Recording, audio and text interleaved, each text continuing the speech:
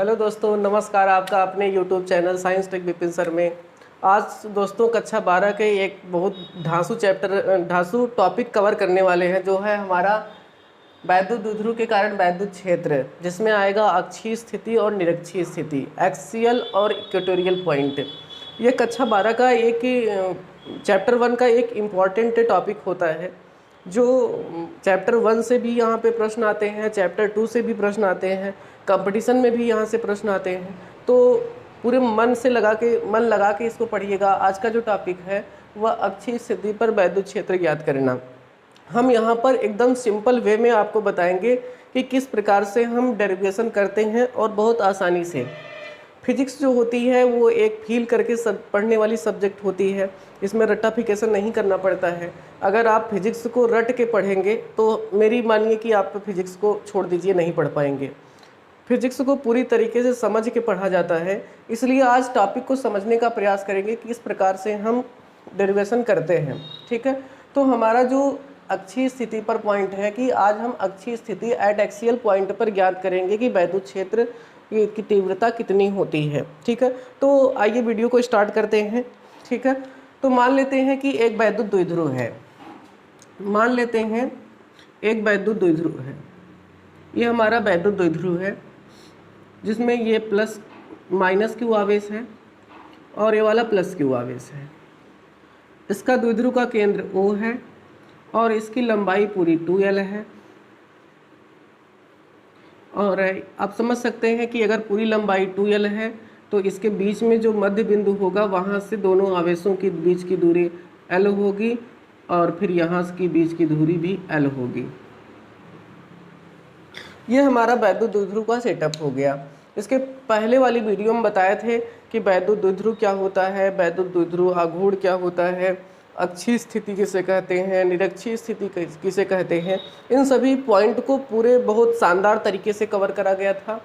अगर आपको वैद्युत द्विध्रुव आघूर्ण, अक्षीय स्थिति किसे कहते हैं, निरक्षीय स्थिति किसे कहते हैं, इनमें अगर कोई प्रॉब्लम है तो आप प्लीज़ पीछे वाला वीडियो ज़रूर देखें, ताकि ये टॉपिक आपको बहुत आसानी से समझ में आए।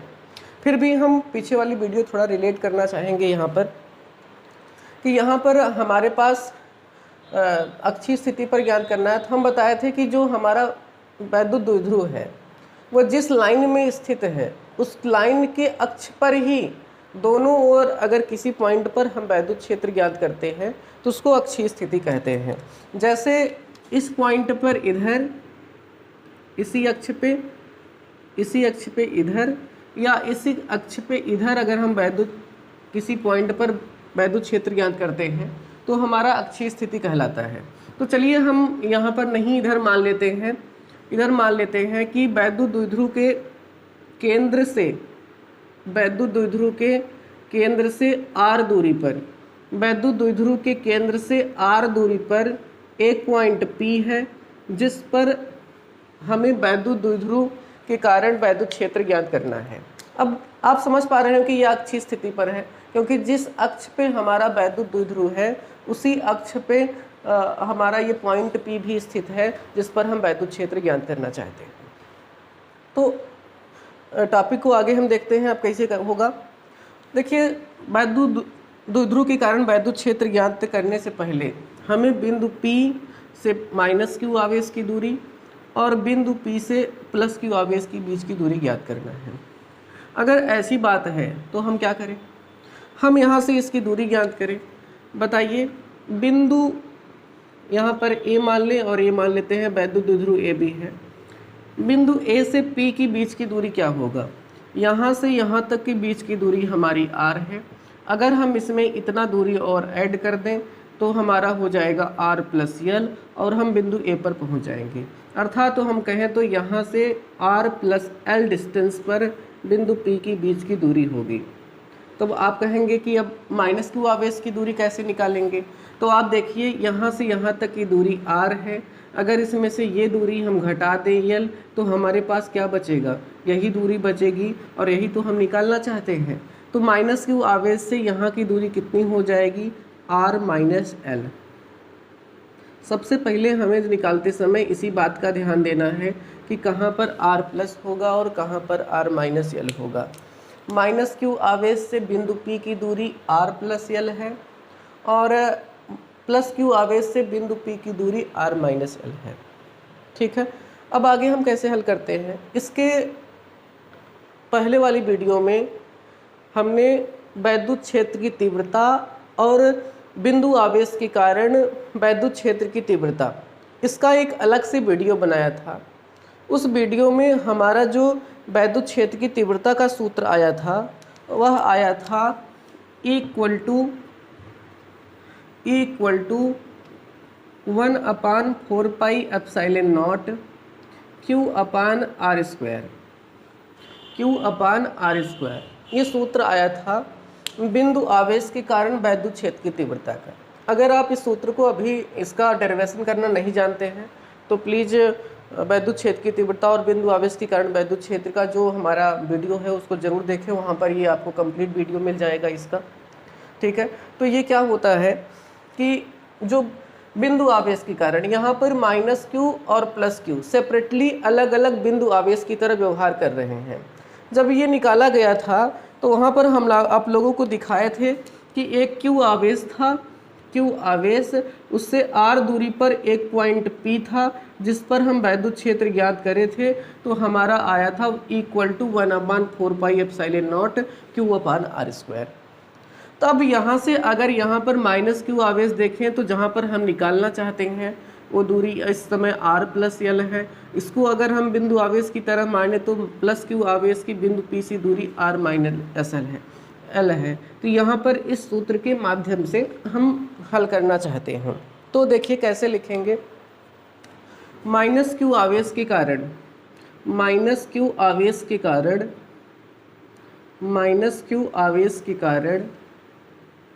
वैद्युत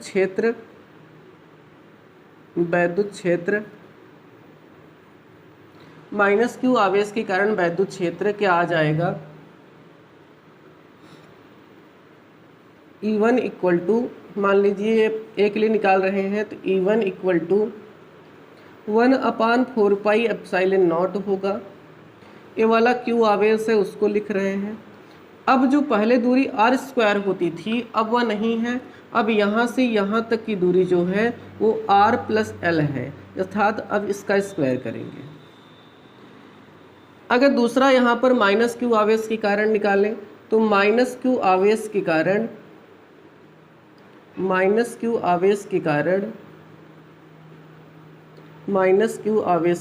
वैद्युत क्षेत्र, तो माइनस क्यू आवेश के कारण निकाल रहे हैं। अगर पहले वाले को हम E1 से माने हैं तो दूसरे वाले को हम E2 से मान लेते हैं।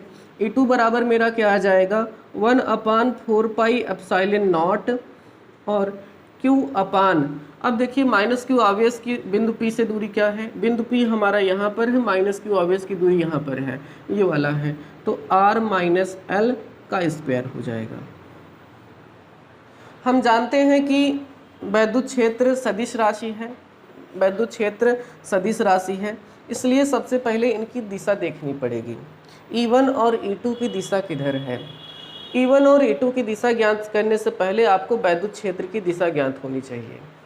वैद्युत क्षेत्र की दिशा हम जानते हैं कि प्लस क्यू आवेश के लिए वैद्युत क्षेत्र अंदर की तरफ होगा और माइनस प्लस क्यू आवेश के लिए वैद्युत क्षेत्र बाहर की ओर होगा और माइनस क्यू आवेश के लिए वैद्युत क्षेत्र अंदर की तरफ होगा। तो यहाँ से देखें, अगर प्लस क्यू आवेश के लिए वैद्युत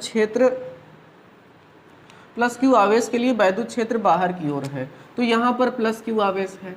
अगर प्लस क्यू आवेश के लिए वैद्युत क्षेत्र बाहर की ओर होगा तो इसका मतलब इसका वैद्युत क्षेत्र इधर लगेगा, ये वाला E1 की दिशा हो जाएगी। माइनस क्यू आवेश के लिए यहाँ पर देखें, प्लस क्यू आवेश के लिए जो होता है वह वैद्युत क्षेत्र बाहर की ओर हो जाएगा, तो यहाँ पर ये बाहर की ओर लग रहा है। माइनस क्यू आवेश का जो वैद्युत क्षेत्र होता है वो अंदर की तरफ होता है, तो इधर हो जाएगा, अर्थात ये E1 की दिशा हो गई और ये वाली E2 की दिशा हो गई। हम देख रहे हैं कि E1 की दिशा जो है वो बाहर की तरफ है और E2 की दिशा जो है वो अंदर की तरफ है।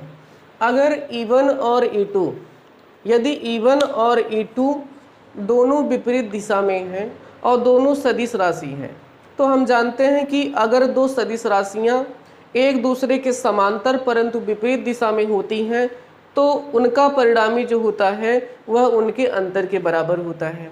ये तो ठीक हो गई कि उनका अंतर मतलब इसका घटाना कर देंगे तो हमको पता चल जाएगा। यदि हम पॉजिटिव में आंसर चाहते हैं, पॉजिटिव में वैद्युत क्षेत्र चाहते हैं, तो हम सबसे पहले देखेंगे कि इन दोनों में से बड़ा कौन है। बड़ा में से छोटा को घटा देंगे तो हो जाएगा। चलिए बताइए E1 और E2 में कौन बड़ा है, बोलिए। अरे ये तो ऑनलाइन क्लास है ना, आप लोग कहाँ ऑफलाइन में हैं। ठीक है, हम बताते हैं, आप लोग समझ गए होंगे। यहाँ पर ये R-L है और यहाँ पर R+L है। बाकी सभी चीज़ें इस टॉपिक में सेम है, E1 के लिए भी और E2 के लिए भी। तो अगर अंतर कहें तो R+ और R-L से है। अगर यहाँ से E1 और E2 की बात करें तो जिसका हर छोटा रहता है वही उसी का मान बड़ा आता है। तो यहाँ पर हम देख रहे हैं कि E2 के लिए R-L है, इसका हर छोटा होगा क्योंकि R में से L घट रहा है, इसलिए E2 बड़ा होगा। E1 छोटा होगा क्योंकि उसमें से R+L निकल रहा है, ये R+L है। R+L R-L की तुलना में बड़ा होगा, इसलिए E1 की वैल्यू E2 की तुलना में कम आएगी। तो हमारा परिणामी क्या हो जाएगा, परिणामी वैद्युत क्षेत्र, परिणामी वैद्युत क्षेत्र, परिणामी वैद्युत क्षेत्र, परिणामी वैद्युत क्षेत्र हमारा इक्वल टू आ जाएगा, बड़ा E2 है उसमें से हम घटा रहे हैं E1 को। बस इसी में E1 और E2 का मान, इसको इक्वेशन नंबर 1 मान लेते हैं, इसको इक्वेशन 2 मान लेते हैं। इक्वेशन 1 और 2 से E1 और E2 का मान समीकरण इसमें लाकर रख दें। इसमें जब लाकर रखेंगे तो आपको क्या मिल जाएगा, समीकरण 1 और 2 से E1 और E2 का मान रखने पर, E2 का मान रखने पर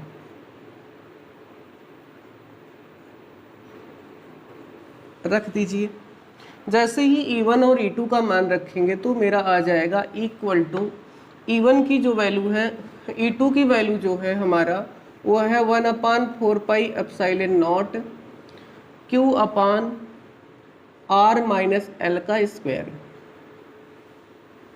फिर माइनस E1 की वैल्यू है 1/4πε0 Q/R+L का स्क्वायर। ठीक है, अब हम इसको आगे सॉल्व करते हैं तो हम देख रहे हैं कि यहाँ पर E1 और E2 में मान रखने पर 1/4πε0 Q और 4πε0 Q दोनों में कांस्टेंट है। अगर ये मान दोनों में कांस्टेंट है तो मेरा क्या आ जाएगा, आ जाएगा मेरा 1/Q और 1/4πε0 को कॉमन कर लेंगे, Q/4πε0 ये हमने कॉमन कर लिया। इस वाले से बचेगा 1/R-L का स्क्वायर और इससे बचेगा 1/R+L का स्क्वायर।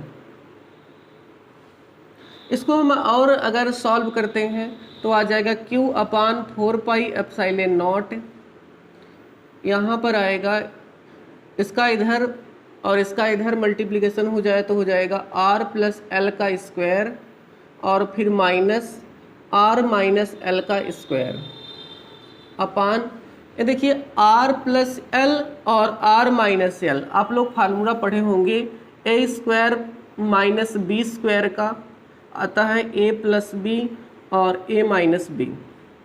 अगर इस वाले फार्मूले से देखें तो यहाँ पर R+L है और ये वाला R-L है। इसको हम लिख सकते हैं R² - L², R² - L²। अब सोच रहे हैं इसके ऊपर स्क्वायर है, अगर स्क्वायर है तो अभी स्क्वायर कर देते हैं, कौन सी हमें दिक्कत है इसके लिए। और हम अगर हल करते हैं तो आएगा इक्वल टू Q/4πε0, इसको हम तोड़ दें तो आ जाएगा R² + L² प्लस 2RL। इसको जब हम तोड़ेंगे तो मेरा आएगा R² plus L² minus 2RL, और ये हमारा है R² माइनस L² का होल स्क्वायर। जैसे ही माइनस का अंदर मल्टीप्लिकेशन करेंगे तो आ जाएगा equal to Q/4πε0 R² plus L² plus 2RL, और माइनस इसका मल्टीप्लिकेशन जब अंदर होगा माइनस का तो ये वाला माइनस में हो जाएगा, ये वाला माइनस, ये वाला प्लस, तो R² minus L² plus 2RL अपान R² माइनस L² का होल स्क्वायर। हम देख रहे हैं कि यहाँ से R² से R² कैंसिल हो जाएगा, L² से L² कैंसिल हो जाएगा, तो हमको मिल क्या जाएगा भैया, इक्वल टू Q/4πε0। यहाँ पर 2RL और 4RL जुड़ 2RL और 2RL मिलके 4RL हो जाएंगे, और यहाँ पर आ जाएगा R² माइनस L² का होल स्क्वायर। अब आगे कैसे इसको हम सॉल्व करते हैं, ध्यान दीजिए। इक्वल टू यहाँ पर 2 × 2 इसको लिख दें, इसको क्या लिख सकते हैं, ध्यान दीजिए 1/4πε0 लिख रहे हैं। इसको हमने लिख दिया 2 × 2, Q को इसके साथ में लाया, L को इसके साथ में रखा 2L और इंटू Q, और अपान R² माइनस L² का होल स्क्वायर। अभी एक ऊपर जो है मेरा R बच गया है। अब इसका ऐसा हमने क्यों किया, आप देख रहे हैं कि Q × 2L, Q × 2L पीछे वाले वीडियो में पढ़ाए थे, P बराबर होता है 2QL।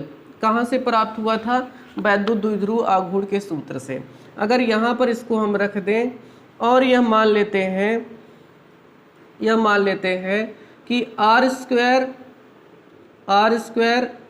मान लेते हैं L² very very less than R² है, इसलिए अगर R² की तुलना में L² का मान बहुत कम है तो नीचे वाले टर्म से हम L² को रिमूव कर सकते हैं, क्योंकि L² हम बताए थे कि द्विध्रुव में जो दोनों आवेशों के बीच की दूरी होती है वो बहुत ही अल्प होती है। अगर बहुत ही अल्प दूरी है और उसका भी हम स्क्वायर करेंगे तो हम जानते हैं कि जो 0 से कम वैल्यूज होती हैं उनका स्क्वायर करने पर और भी कम हो जाता है, तो ये L² और भी कम हो जाएगा। इस कारण से हम L² को यहाँ से उसको नेग्लेक्ट कर देंगे, उसको उपेक्षित कर देंगे। अगर हम ऐसा कर देते हैं तो मेरा क्या आ जाएगा, देखिए equal to 1/4πε0 equal to into आ जाएगा यहाँ पर 2QL को हमने P लिखा, R और यहाँ पर आ जाएगा R² क्योंकि L को हमने छोड़ दिया है का इसका स्क्वायर हो जाएगा। ये हमको प्राप्त हो गया। अब आगे हम देखिए आंसर आने ही वाला है। यहाँ पर अगर जैसे इसका स्क्वायर होगा तो हमको मिल जाएगा इक्वल टू 1/4πε0 और यहाँ पर 2PR/R⁴। एक R से एक R मेरा कैंसिल आउट हो जाएगा तो मिल जाएगा इक्वल टू 1/4πε0 और 2P/R³। ये हमारा फाइनल आंसर आ जाता है वैद्युत द्विध्रुव के कारण। वैद्युत द्विध्रुव के अक्षीय स्थिति पर कितना वैद्युत क्षेत्र होगा यह इस हम सूत्र से ज्ञात कर सकते हैं।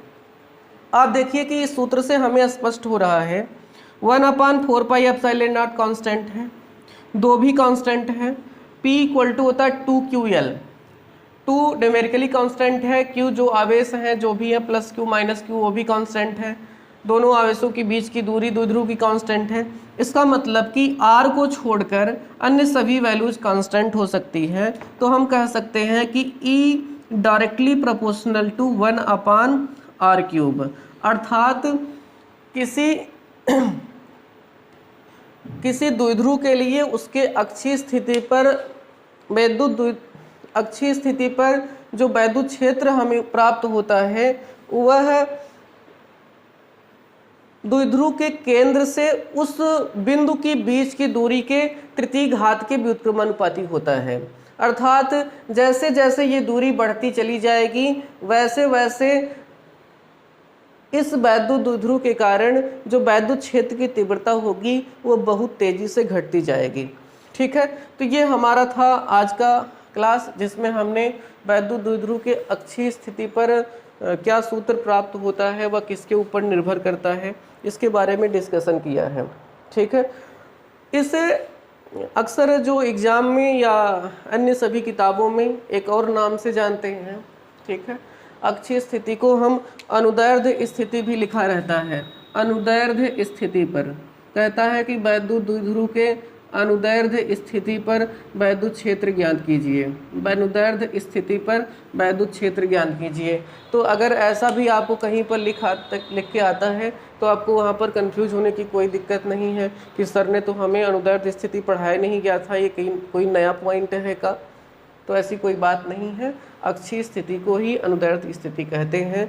जो हमने पीछे बताया था कि केवल 3 ही पॉइंट होते हैं जहां पर निकाला जाता है, अक्षीय स्थिति, निरक्षीय स्थिति और एक व्यापक बिंदु पर निकाला जाता है। तो वहां पर आपको किसी प्रकार की कोई कन्फ्यूजन नहीं आनी चाहिए।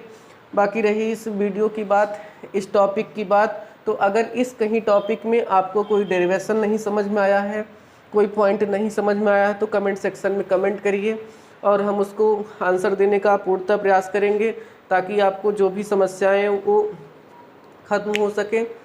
अगर आपको ये वीडियो अच्छी लग रही है तो वीडियो को लाइक करें और दोस्तों के पास शेयर करें ताकि उनको भी लाभ मिल सके। ठीक है, अगली जो हम वीडियो लाने वाले हैं वो अभी अक्षीय स्थिति पर है, तो उसका दूसरा जो पार्ट है, दूसरा भाई निरक्षीय स्थिति है, उस पर वीडियो लाएंगे। तब तक इंतज़ार करिए। धन्यवाद, थैंक यू।